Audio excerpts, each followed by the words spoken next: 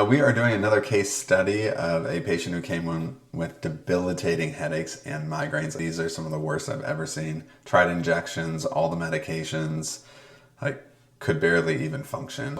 Let's show you the before and after x-rays so you can see what we're looking for in cases, especially with suboccipital compression. So let's take a look at her initial set of x-rays here.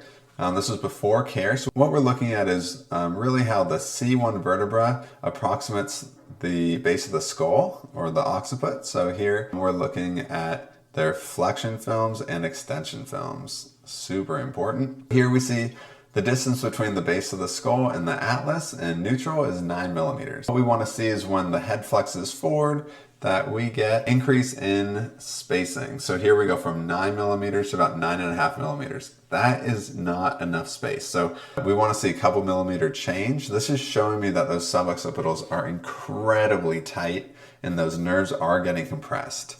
And then when we look at extension, we want to see that that space gets smaller. Here we see it's a little bit under 5 millimeters there. Okay. Now let's go ahead and take a look at her post x-rays. Now she's migraine free. I believe we got her migraines cleared at about the 3 to 4 week mark of care. Super crazy case, life-changing.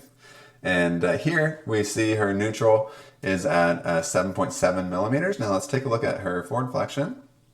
So we went from 7 millimeters to 9.58 millimeters. So that spacing is opening. That lets us know that there's space for those nerves, and with that space comes freedom from headaches.